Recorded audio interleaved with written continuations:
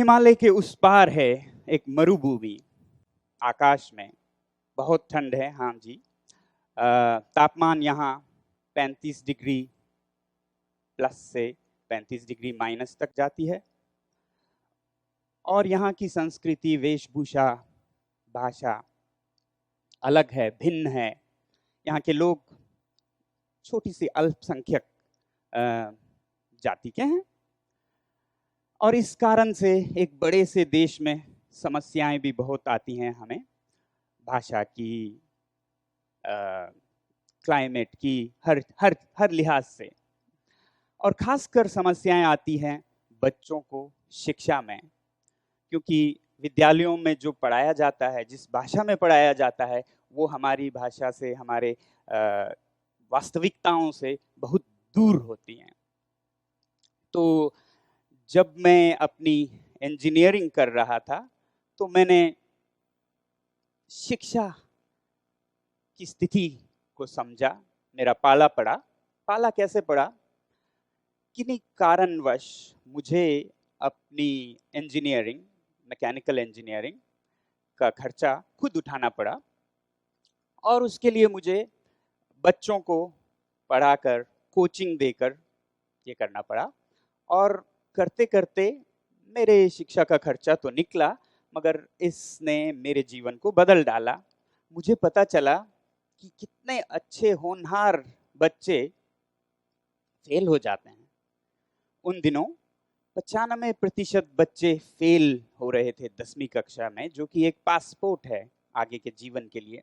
और अधिकतर विद्यालयों में 0%, 0% रिजल्ट्स आ रहे थे। और मैं समझ गया कि ये तो बच्चों का दोष हो नहीं सकता, फेल बच्चे नहीं हो रही हैं, बल्कि हमारी शिक्षा प्रणाली फेल हो रही है। तो मैंने ठान लिया कि इस देश को या लद्दाख को एक और मैकेनिकल इंजीनियर की ज़रूरत नहीं है, बल्कि ज़रूरत है इस शिक्षा प्रणाली में सुधार लाने की। तो इंजीनियरिंग ख़त्म करके मैं वापस लद्दाख गया और अपने हम ख्याल साथियों के साथ एक नया अभियान शुरू करने लगा, जिसे सेकमोल या students educational and cultural movement of Ladakh कहा जाता है। और सरकारी स्कूलों में सरकार से मिलकर गांव-गांव में हमने एक अभियान छेड़ा, जिस अभियान का नाम, क्योंकि ये सरकार के साथ और लोगों के साथ था और हमारी संस्था का 3 पक्षीय अभियान, तो इसे हमने अलग नाम से ऑपरेशन न्यू होप, अभियान नई आशा की, इस नाम से चलाया। और विद्यालयों में देखते ही देखते परिवर्तन आने लगा। और आप देखेंगे जो प्रतिशत 5 पर अटका हुआ था, 7 सालों में बढ़ता हुआ 55 तक पहुंचा और फिर धीरे धीरे 75% तक पहुंचा। अच्छी बात है 75% के लिए, मगर जो 25% अभी भी नाकाम घोषित किए जा रहे हैं, वो नाकाम नहीं हैं और हम उन्हें छोड़ना नहीं चाहते थे। तो उनके लिए हमने एक विशेष विद्यालय बनाया, जो कि सिंधु नदी के तट पर इस मरुभूमि में है, जैसा आप देख रहे हैं। ये विद्यालय कुछ अलग सा है, अजीब सा है। पहली बात तो ये दुनिया से अलग जंगल में मंगल सा है। यहाँ पर बिजली का कोई कनेक्शन नहीं है, हर चीज़ सूर्य के ऊर्जा से होती है। बिजली, गर्मी और जितनी भी ज़रूरतें ऊर्जा की हैं, सूर्य ऊर्जा से, और भवन सारे मिट्टी से बने हैं। और इस विद्यालय की विशेषता ये भी है कि जहाँ हम एडमिशन क्राइटेरियाज में डिस्टिंक्शन और परसेंटेज रखते हैं देश भर में, दुनिया भर में, इस विद्यालय में क्राइटेरिया है कि आप फेल हुए हों। अगर आप पास हुए हों तो आपको वेटिंग लिस्ट में रखा जा सकता है, देखा जा सकता है। तो यहाँ पर अलग तरीके से पढ़ाया भी जाता है। अगर वो हमारे तरीके से नहीं सीखते तो उस तरीके से सिखाओ जिस तरीके से वो सीखते हैं। इस विद्यालय को बच्चे एक छोटे से देश की तरह चलाते हैं और जी कर सीखते हैं अनुभव से। मिसाल के तौर पर एक छोटी सी सरकार बनाते हैं जो हर 2 महीने में बदलती है, एक नेता चुना जाता है और फिर बाकी विभाग सौंपे जाते हैं और बच्चों को तो कोई खाद्य पदार्थ का विभाग, कोई बिजली और ऊर्जा का विभाग बच्चे संभालते हैं और फिर वो 2 महीने के लिए अपने लक्ष्य रखते हैं और उस पर कार्यान्वयन करते हैं और फिर उसकी रिपोर्टिंग करते हैं और इस तरह से वो जिन्हें हम कहते हैं लाइफ स्किल्स सीखते हैं, जिसकी जीवन में जरूरत हो और जिनको हम किताबों से पढ़ के नहीं सीख सकते हैं, जी कर सीख सकते हैं।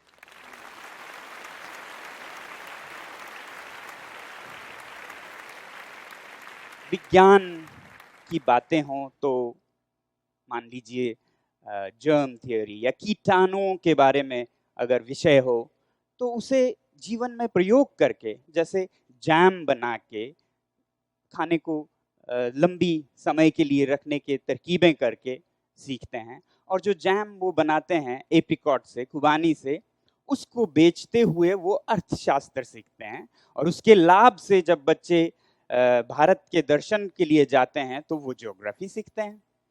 और उसी तरह इस स्कूल में एक छोटे से देश की तरह इसकी अपनी एक न्यूज़पेपर पत्रिका है, कैंपस टाइम्स, उसी तरह कैंपस रेडियो है, यहाँ तक कि अपना एक टाइम जोन भी है।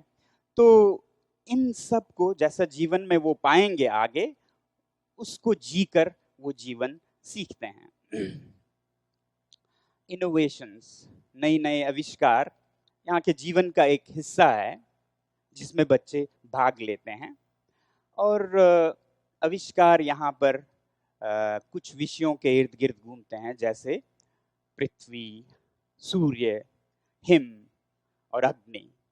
तो पृथ्वी यानी मिट्टी से ये पूरा विद्यालय बना हुआ है और मिट्टी के घर, जिसको विज्ञान का प्रयोग करते हुए फिर सूर्य के ऊर्जा से गरमाया जाता है और फिर ये साधारण सी सूर्य ऊर्जा की तकनीक से ये भवन लद्दाख के -15 से 20 के सर्दियों में भी +15 से 20 में रहते हैं बिना किसी और ऊर्जा के।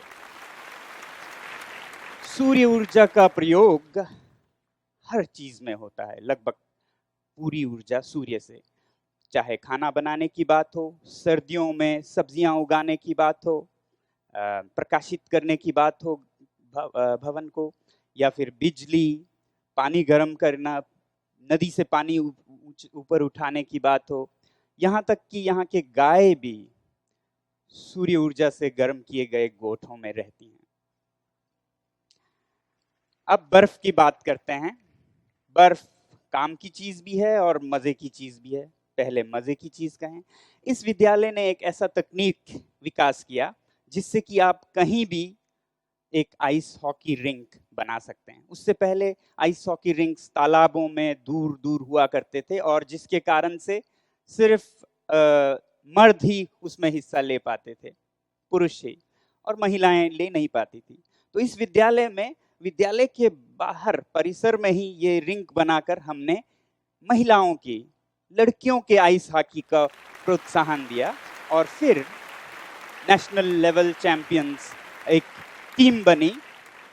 और खुशी की बात आपको बताऊं कि इस साल 2016 में पहली बार भारत की महिलाओं की ice hockey team Asia challenge cup खेलने ताइवान गई।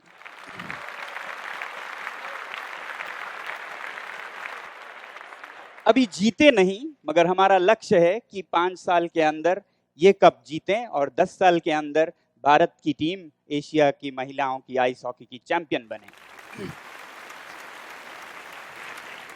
काम की बात करते हैं बर्फ की, तो हिमालय के विभिन्न क्षेत्रों में आज एक त्राही त्राही सी मची है कि पानी की कमी हो रही है, ग्लेशियर्स, बर्फ पिघल रहे हैं, विश्व का तापमान बढ़ रहा है।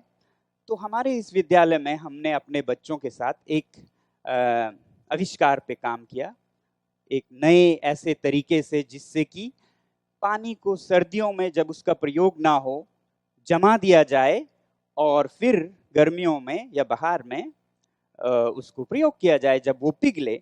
बहुत ही साधारण सी तकनीक है।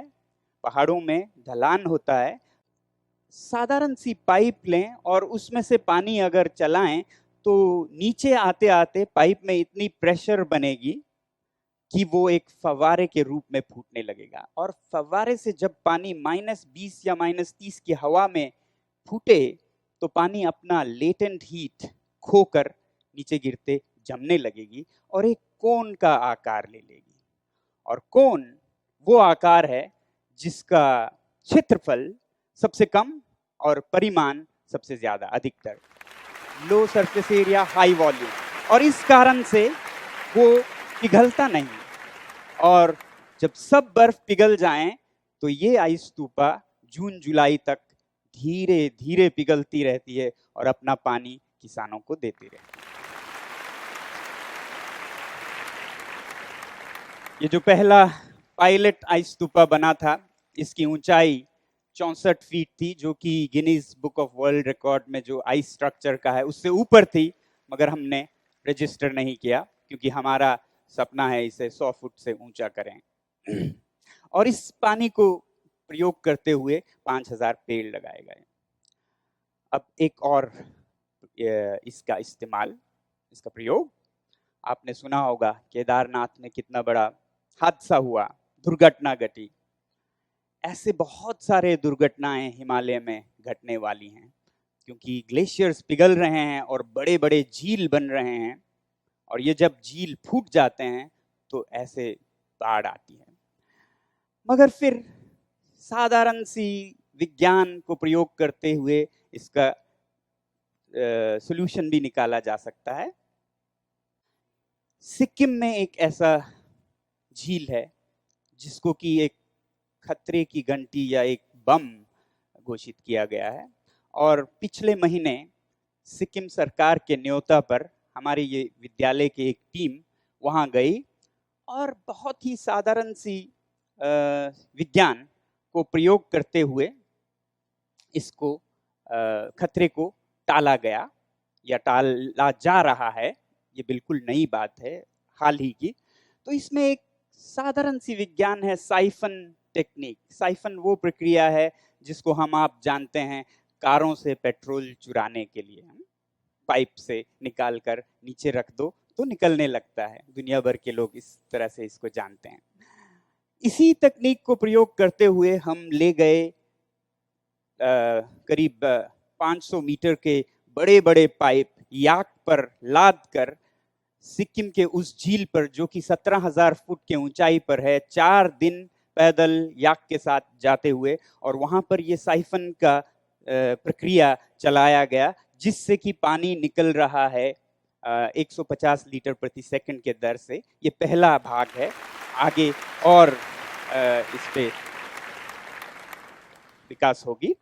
तो इस तरह से जैसा साइफन आप पेट्रोल के लिए जानते हैं, यहाँ झील से पानी निकालने के लिए काम में लाया जा रहा है।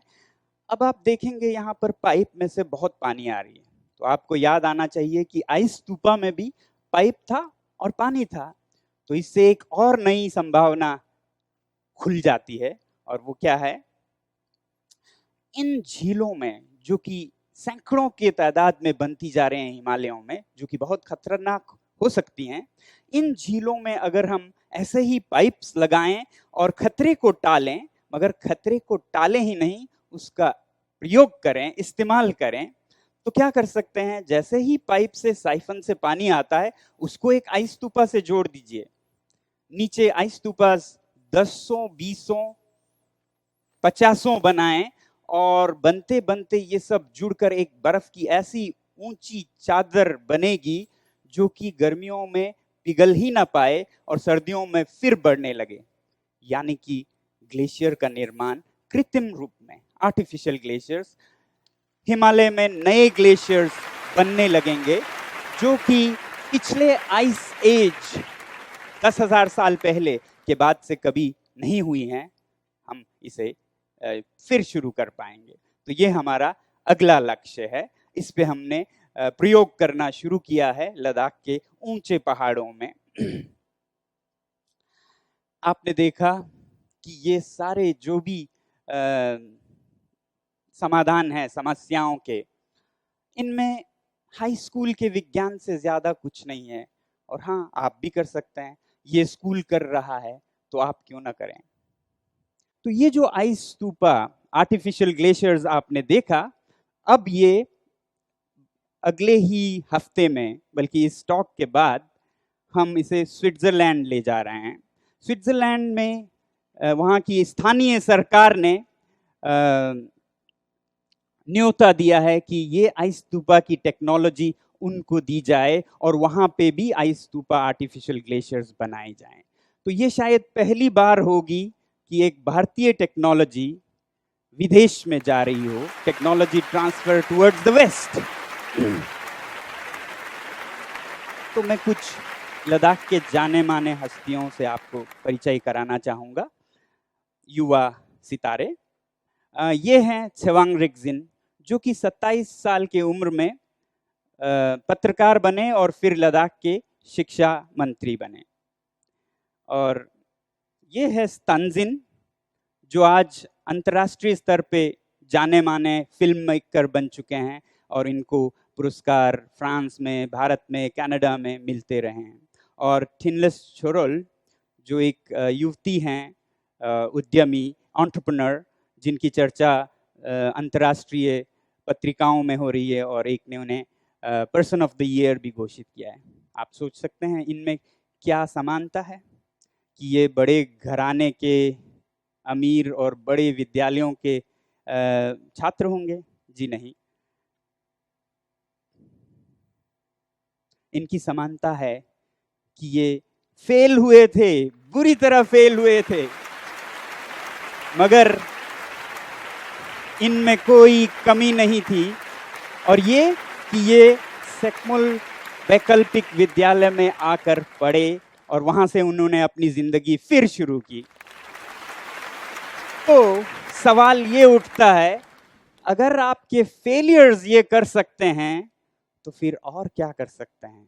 सोचिए, ये कल्पना पर है कि क्या क्या हासिल किया जा सकता है। क्यों ना फिर ऐसे एक यूनिवर्सिटी हो तो कितना ही हासिल किया जा सकता है।